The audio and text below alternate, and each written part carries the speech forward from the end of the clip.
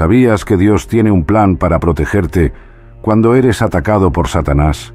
Aunque el enemigo quiera destruirte, Dios está contigo y te defiende de sus ataques.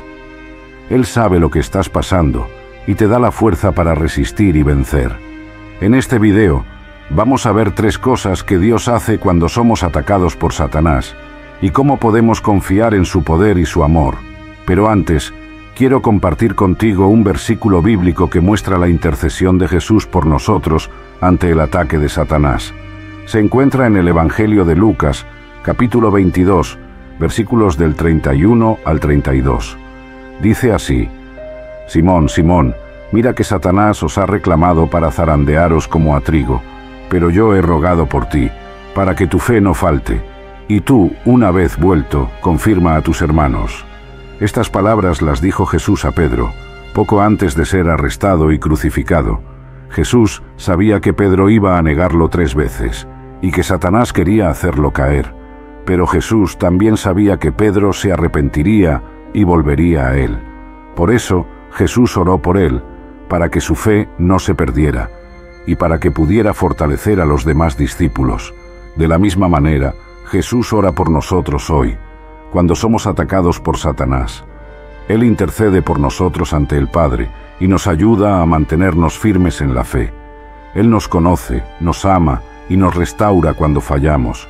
Él es nuestro gran sumo sacerdote, que vive para siempre para interceder por nosotros. La primera cosa que Dios hace cuando somos atacados por Satanás es hacernos conscientes de sus planes. Dios no quiere que seamos ignorantes de las maquinaciones del diablo, sino que seamos sabios y vigilantes. Por eso, Dios nos revela los intentos de Satanás a través de diversas formas, como la palabra, los sueños, directamente por el Espíritu Santo o mediante otras personas. La palabra de Dios es nuestra principal fuente de conocimiento y discernimiento. En ella encontramos las verdades que nos liberan de las mentiras y engaños de Satanás. La palabra de Dios nos muestra cómo es el carácter de Dios, cómo es el carácter de Satanás y cómo podemos distinguir entre el bien y el mal. La palabra de Dios también nos advierte de las estrategias que usa Satanás para tentarnos, acusarnos y oprimirnos. Por ejemplo, en el libro de Génesis, capítulo 3, vemos cómo Satanás tentó a Eva con la duda, la codicia y la rebelión. En el libro de Job, capítulo 1, vemos cómo Satanás acusó a Job de servir a Dios por interés. Y en el libro de Lucas, capítulo 13, vemos cómo Satanás oprimió a una mujer con una enfermedad durante 18 años. Los sueños son otra forma en la que Dios nos puede revelar los planes de Satanás. A veces, Dios nos da sueños proféticos que nos muestran lo que va a pasar en el futuro o lo que está pasando en el mundo espiritual. Estos sueños nos pueden alertar de los ataques de Satanás o de las oportunidades que tenemos para resistirlos y vencerlos. Por ejemplo, en el libro de Mateo, capítulo 2, vemos cómo Dios advirtió a José en sueños de que Herodes quería matar al niño Jesús y le indicó qué hacer para protegerlo. En el libro de Hechos, capítulo 16, vemos cómo Pablo tuvo un sueño en el que un hombre de Macedonia le pedía que fuera a predicar el Evangelio allí, y cómo esto le abrió una puerta para extender el reino de Dios. Directamente por el Espíritu Santo, es otra forma en la que Dios nos puede revelar los planes de Satanás. El Espíritu Santo es el consolador que Jesús nos envió para que estuviera con nosotros y en nosotros. El Espíritu Santo nos guía a toda verdad, nos enseña todas las cosas y nos recuerda todo lo que Jesús nos dijo. El Espíritu Santo también nos da dones espirituales, como el de palabra de sabiduría, palabra de ciencia, discernimiento de espíritus, profecía, y otros que nos ayudan a conocer la voluntad de Dios y a detectar las obras de Satanás.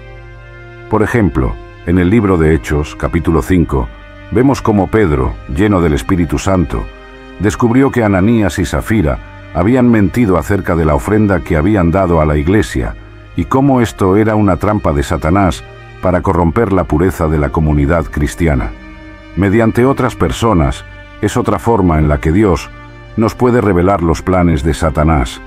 Dios usa a sus siervos fieles, que tienen una relación íntima con Él, para que nos hablen su palabra, nos den su consejo, nos den su testimonio o nos den su oración. Estas personas pueden ser nuestros pastores, líderes, mentores, amigos, familiares o incluso desconocidos, que Dios pone en nuestro camino para que nos bendigan y nos edifiquen. Por ejemplo, en el libro de Números, capítulo 22, vemos cómo Dios usó a Balaam, un profeta pagano, para que bendijera a Israel en lugar de maldecirlo, frustrando así los planes de Balac, el rey de Moab, que quería destruir al pueblo de Dios.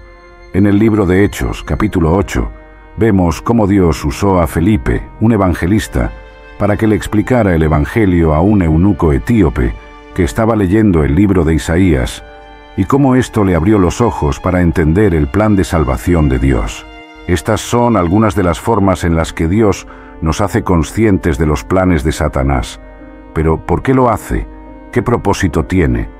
La respuesta la encontramos en el versículo bíblico de 1 de Corintios, capítulo 10, versículo 13, que dice así: «No os ha sobrevenido ninguna tentación que no sea humana, pero fiel es Dios, que no os dejará ser tentados más de lo que podéis resistir, sino que dará también juntamente con la tentación la salida, para que podáis soportar». Este versículo nos enseña que Dios nos hace conscientes de los planes de Satanás para que podamos resistirlos y vencerlos. Dios no nos deja solos ante las tentaciones, sino que nos provee una salida, una forma de escapar, una solución. Dios conoce qué permitir, cómo y cuándo permitirlo, y siempre tiene el control de la situación. Él sabe lo que podemos soportar, y no nos pone más carga de la que podemos llevar. Él también sabe lo que necesitamos aprender y nos permite pasar por pruebas que nos hacen crecer en la fe, en el carácter y en la madurez. La segunda cosa que Dios hace cuando somos atacados por Satanás es asegurar la victoria a través de la intercesión de Jesucristo. Jesús no solo murió por nuestros pecados en la cruz, sino que también resucitó al tercer día y ascendió al cielo, donde está sentado a la diestra de Dios. Desde allí, Jesús intercede por nosotros constantemente, abogando por nuestra causa, defendiendo nuestra posición y asegurando nuestra salvación. Jesús intercede por la fe de los creyentes para que no falte. La fe es el fundamento de nuestra vida cristiana, la certeza de lo que esperamos, la convicción de lo que no vemos. Sin fe es imposible agradar a Dios, y sin fe no podemos resistir los ataques de Satanás. Por eso, Satanás quiere debilitar nuestra fe, sembrando dudas, temores y desánimo en nuestro corazón. Pero Jesús no nos deja solos ante esta amenaza, sino que ora por nosotros, para que nuestra fe no se apague, sino que se mantenga viva y activa. A pesar de que la fe puede tambalearse, la intercesión de Jesús la sostiene y renueva. Todos tenemos momentos de flaqueza, de crisis, de desesperación, en los que nuestra fe parece desvanecerse. Pero en esos momentos, Jesús no nos abandona, ni nos rechaza, ni nos condena. Al contrario, Jesús nos comprende, nos compadece y nos ayuda. Él sabe por lo que pasamos, porque Él mismo fue tentado en todo según nuestra semejanza, pero sin pecado. Él sabe cómo socorrernos cuando somos tentados, porque Él mismo sufrió y fue probado. Él sabe cómo restaurarnos cuando caemos, porque Él mismo nos perdonó y nos limpió con su sangre. Hebreos capítulo 7, versículo 25, por lo cual puede también salvar perpetuamente a los que por Él se acercan a Dios, viviendo siempre para interceder por ellos. Este versículo nos muestra que Jesús tiene el poder y la autoridad para salvarnos para siempre, porque Él es el único mediador entre Dios y los hombres, el único que puede reconciliarnos con el Padre. Jesús vive siempre para interceder por nosotros, para que nadie nos arrebate de su mano, ni siquiera Satanás. Jesús nos garantiza el acceso a Dios y nos invita a acercarnos a Él con confianza para recibir su gracia y su misericordia. Romanos capítulo 8, versículos del 34 al 39. ¿Quién es el que condenará?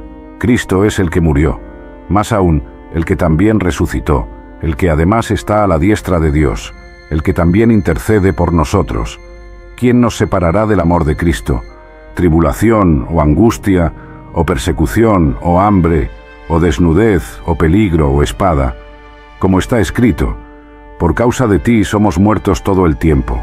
Somos contados como ovejas de matadero. Antes, en todas estas cosas, somos más que vencedores por medio de aquel que nos amó.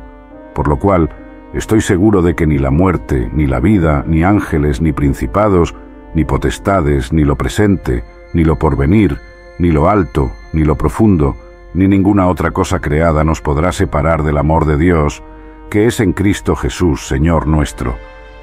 Este versículo nos muestra que Jesús es el que nos justifica, el que nos declara inocentes ante Dios, el que nos libra de la condenación. Jesús es el que murió por nosotros, el que pagó el precio de nuestro rescate, el que nos redimió de la esclavitud del pecado y de Satanás. Jesús es el que resucitó por nosotros, el que venció a la muerte, el que nos dio la vida eterna. Jesús es el que está a la diestra de Dios, el que tiene el lugar de honor, el que tiene el nombre, que es sobre todo nombre. Jesús es el que intercede por nosotros, el que nos ama con un amor incondicional, el que nos protege de todo mal. Jesús es el que nos hace más que vencedores, el que nos da la victoria sobre toda adversidad, el que nos asegura que nada ni nadie nos podrá separar de su amor. La tercera cosa que Dios hace cuando somos atacados por Satanás es ordenar nuestras experiencias para nuestro bien y el beneficio de otros. Dios no desperdicia nada de lo que nos pasa, sino que lo usa para cumplir su propósito en nuestra vida y en la de los demás. Dios no solo nos protege y nos defiende de los ataques de Satanás, sino que también los aprovecha para hacernos crecer, para enseñarnos, para moldearnos y para usarnos. Pedro es un ejemplo de cómo Dios ordena nuestras experiencias para nuestro bien y el beneficio de otros. Pedro era uno de los discípulos más cercanos a Jesús y también uno de los más impulsivos y apasionados. Pedro amaba a Jesús y estaba dispuesto a seguirlo y a defenderlo, pero también tenía sus debilidades, y Satanás quiso aprovecharse de ellas. Satanás quiso zarandear a Pedro como a trigo, es decir, agitarlo, sacudirlo y ponerlo a prueba. Satanás quiso hacer que Pedro negara a Jesús, que lo abandonara, que lo traicionara. Pero Jesús no permitió que Satanás destruyera a Pedro, sino que lo restauró y lo usó. Jesús oró por Pedro para que su fe no faltara. Jesús le predijo a Pedro que lo negaría 3 veces, pero también le dijo que se arrepentiría y que volvería a él. Jesús le encargó a Pedro que fortaleciera a sus hermanos, es decir, que los animara, que los apoyara, que los edificara. Jesús le dio a Pedro una misión, una responsabilidad, un ministerio. Y así fue como Pedro pasó de ser un negador a ser un predicador, de ser un cobarde a ser un valiente, de ser un débil a ser un fuerte. Pedro aprendió de su experiencia y la usó para beneficiar a otros. Pedro se convirtió en uno de los líderes de la iglesia primitiva y en uno de los autores del Nuevo Testamento. Pedro compartió su testimonio, su enseñanza y su consejo con miles de personas que fueron transformadas por el poder de Dios. Pedro cumplió el propósito de Dios para su vida y glorificó a Dios con su vida. Romanos capítulo 8 versículo 28 dice: «Y sabemos que a los que aman a Dios, todas las cosas les ayudan a bien, esto es, a los que conforme a su propósito son llamados». Este versículo nos muestra que Dios tiene un plan para nuestra vida y que todo lo que nos pasa está bajo su control y su dirección. Dios no nos abandona ante las dificultades, sino que las usa para nuestro bien. Dios no nos castiga con las pruebas, sino que las usa para nuestro bien. Dios no nos deja solos ante los ataques de Satanás, sino que los usa para nuestro bien. Todo lo que nos pasa, sea bueno o malo, sea fácil o difícil, sea agradable o doloroso, nos ayuda a bien, si amamos a Dios y seguimos su propósito. Génesis capítulo 50, versículo 20. Vosotros pensasteis mal contra mí, mas Dios lo encaminó a bien, para hacer lo que vemos hoy, para mantener en vida a mucho pueblo. Este versículo nos muestra que Dios puede revertir los planes malvados de Satanás y de los hombres, y convertirlos en planes buenos y bendecidos. Dios puede sacar bien de mal, luz de oscuridad, vida de muerte. Dios puede transformar el odio en amor, la venganza en perdón, la amargura en alegría, Dios puede usar nuestras experiencias negativas para generar resultados positivos, tanto para nosotros como para los demás. Este versículo lo dijo José, uno de los hijos de Jacob, que fue vendido como esclavo por sus hermanos, que fue acusado falsamente por la esposa de Potifar, que fue olvidado en la cárcel por el copero del faraón, y que finalmente fue exaltado como gobernador de Egipto, y salvó a su familia y a muchas naciones del hambre. José reconoció que Dios había ordenado todas sus experiencias para su bien y el beneficio de otros, y que Dios había frustrado los planes malvados de Satanás y de los hombres. Hemos llegado al final de este video, donde hemos visto 3 cosas que Dios hace cuando somos atacados por Satanás. Espero que hayas aprendido algo nuevo y que hayas sido bendecido por este contenido.